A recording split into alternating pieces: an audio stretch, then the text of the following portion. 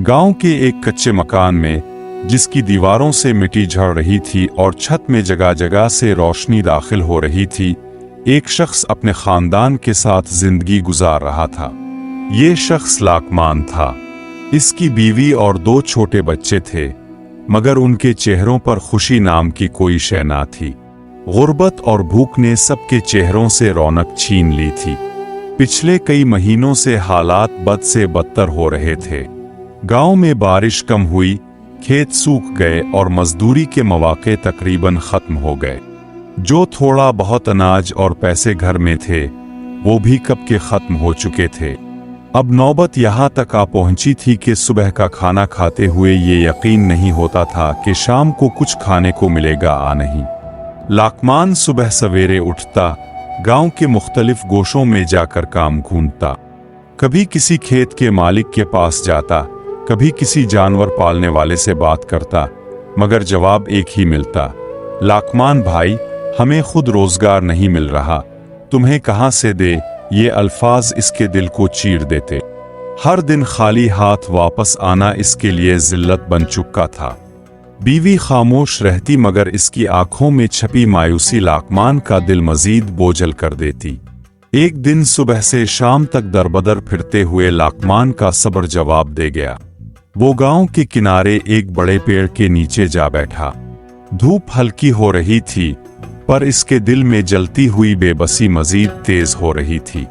इसने आसमान की तरफ देखा और जेर लब कहा, अल्लाह, कब तक ये हाल रहेगा? मेरे बच्चों का पेट कब भरेगा? इसी असना में सामने से एक बुजुर्ग आते दिखाई दिए। उनकी दाढ़ी बर्फ की तरह सफेद, चेहरे पर नूरानी सुकून और आंखों में नरमी थी। वो करीब आए और आहिस्ता से बोले, बेटा, तुम बड़े परेशान लग रहे हो, खैरियत तो है? लाकमान ने एक लंबी सांस ली और कहा, बाबा जी, गुर्बत ने जीना मुश्किल कर दिया है। कई दिन से काम की तलाश में हूं, मगर कुछ हाथ नहीं आ रहा। कोई भी काम करने को तैयार हूं, चाहे दूसरों के बर्तन ही धोने पड़ें, लेकिन कोई मौका ही नहीं मिल रहा। लगता है हम भूख से मर जाएंगे। ओ बुजुर्ग ने हमदर्दी से इसका चेहरा देखा और आहिस्ता से बोले, बेटा, इस बस्ती में सभी गरीब हैं। यहाँ तुम्हें रोजगार कहाँ से मिलेगा? हिजरत में बरकत है। अपनी बस्ती छोड़ो और बाहर जाकर किस्मत आजमाओ। वो लाकमान ने सर झुकाया। बाबा जी, मैंने कभी अपनी बस्ती से बाहर कदम नहीं रखा। ना मुझे किसी दूसरी जगह के हालात का पता है, ना वहाँ के लोगों का। बुजुर्ग ने एक लम्हे के लिए सोचा, फिर कहा, यहाँ से कुछ फासले पर एक शहर है, नावरपुर। वहाँ के लोग खुशहाल हैं। जाकर काम मांगो, इंशाअल्लाह तुम्हें जरूर कुछ मिल जाएगा। ये बात लाकमान के दिल में आतर गई। वो शाम तक इसी दरख्त के नीचे बैठा सोचता रहा। घर पहुंचकर बीवी को सारी बात बताई। बीवी ने पहले तो डर जाहिर किया, मगर फिर कहा, शायद यही हमारी बचत का रास्ता हो। जाओ, अल्लाह तुम्हारे साथ है। अगले दिन सूरज निकलने से पहले लाकमान ने सफर का इरादा कर लिया। एक छोटे से कपड़े के थैले में 2 दिन का खाना, एक चाकू और कपड़ों का एक जोड़ा रखा। बच्चों को प्यार करके निकल पड़ा। सफर आसान ना था। वो दिन भर पैदल चलता, कभी किसी दरख्त के साए में बैठकर रोटी का टुकड़ा खाता, कभी नदी से पानी पीकर प्यास बुझाता। रात को खिले आसमान तले सोता, कभी किसी गांव के बाहर सराय में रुक जाता। रास्ते में इसे कई लोग मिले। कुछ ने हमदर्दी से पानी पिलाया, कुछ ने बस हैरत से देखा, लेकिन लाकमान के कदम रुके नहीं। इसके ज़हन में एक ही बात थी, नावरपुर पहुंचना और रोजगार पाना। कई दिन के सफर के बाद आखिरकार एक शाम वो नावरपुर पहुंच गया। शहर की गलियां साफ सुथरी थीं, बाजार रोशन थे, लोग खुश लिबास और खुशहाल नजर आ रहे थे। ये सब देखकर इसके दिल में उम्मीद की एक नई किरण जाग उठी। रात हो चुकी थी, इसलिए इसने एक सस्ती सराय में क़याम किया। अगली सुबह जब आँख खिली तो ज़हन में एक ही ख्याल था, आज ही काम ढूंढना है। वो बाजार की तरफ चल दिया। एक बड़े चौक में एक ताजिर खड़ा मजदूर ढूंढ रहा था। लाकमान ने फौरन आगे बढ़कर कहा, हुजूर, मैं काम की तलाश में हूँ, जो कहेंगे करूँगा। और ताजिर ने इसका सरापा देखा, फिर कहा, मेहनत कर सकोगे? मुआवजा ठीक दूंगा। जी जनाब, दिल लगा कर काम करूँगा। यूं लाकमान को नावरपुर में पहला काम मिल गया। वो दिन रात मेहनत करता, जितना कमाता अपनी ज़रूरत पूरी करने के बाद बाकी सके एक छोटे कपड़े के थैले में डालकर कमर से बांध लेता। चलते वक्त सिक्कों की झनकार सुनकर इसके दिल को अजीब सी खुशी मिलती। वो सोचता, ये मेहनत का फल है, यही मेरी जिंदगी बदलेगा। लेकिन किस्मत ने कुछ और सोच रखा था। नावरपुर में लाकमान की जिंदगी अब एक नया रंग पकड़ रही थी। दिन भर की मेहनत, शाम को सिक्कों की झनकार और दिल में एक छोटी सी उम्मीद, ये सब इसको आगे बढ़ने का हौसला दे रहे थे। इसका मामूल ये था कि हफ्ते के इख्तिताम पर जो भी बचत होती वो सकुई गिनकर अपने कपड़े के थैले में डाल देता, फिर इस थैले को कमर से बांध लेता ताकि कोई चरा ना सके। एक दिन बाजार के एक कोने में वो बैठा अपने सिक्के गिन रहा था। सूरज की धूप सिकुए पर पड़कर सुनहरी रोशनी बखेर रही थी। लाकमान के चेहरे पर एक इत्मीनान था, गोया ये सिक्के सिर्फ धात नहीं बल्कि इसकी उम्मीद और इज्जत की अलामत थे। मगर करीब ही एक चालाक औरत खड़ी थी जो खामोशी से ये मंजर देख रही थी। इसकी आंखों में लालच की चमक थी। वो लाकमान के हर सिक्के को ऐसे देख रही थी जैसे कोई शिकारी शिकार को परखता है। इसने दिल में मंसूबा बनाया कि ये रकम हर कीमत पर हासिल करनी है।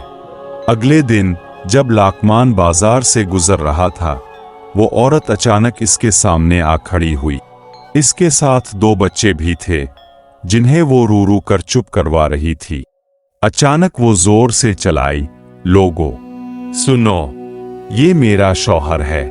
ये हमें छोड़कर भाग रहा है और मेरा पैसा भी ले गया है। ये आवाज सुनते ही बाजार के लोग इधर मुतवज्जे हुए।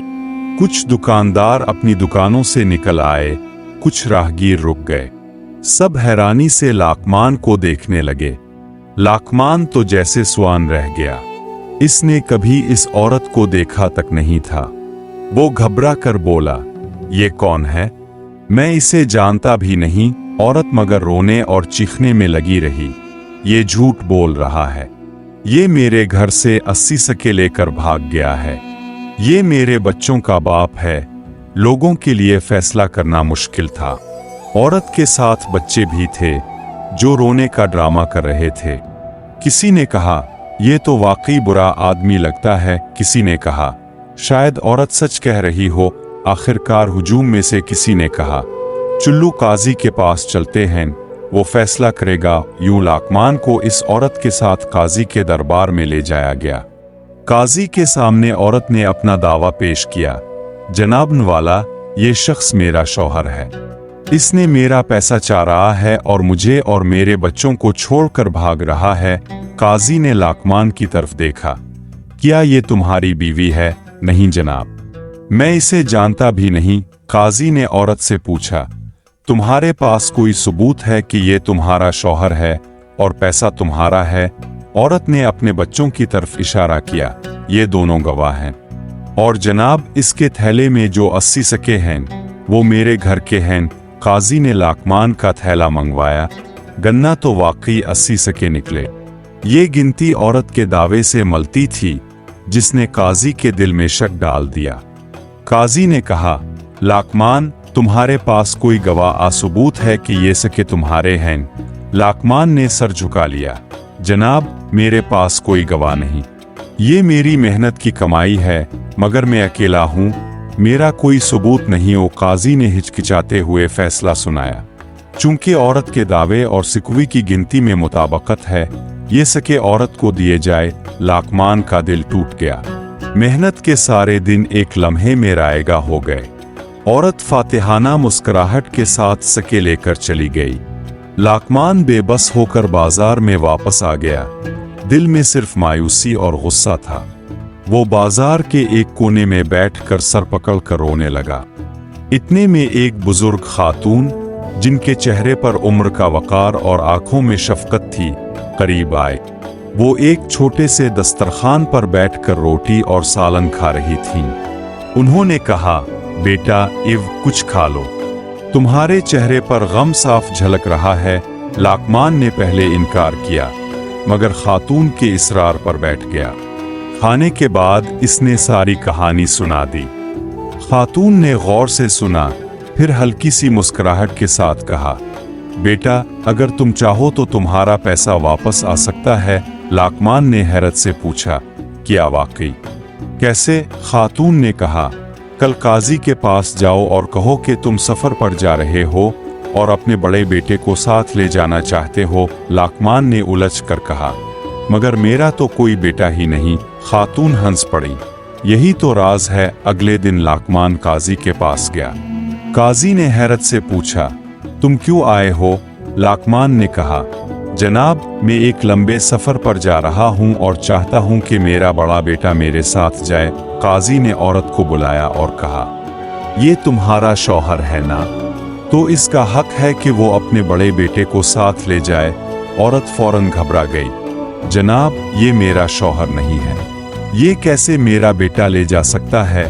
काजी चौंक गया, तो फिर तुमने कल झूठ कहा था, तुमने पैसे किस हक से लिए? औरत के पास कोई जवाब ना था।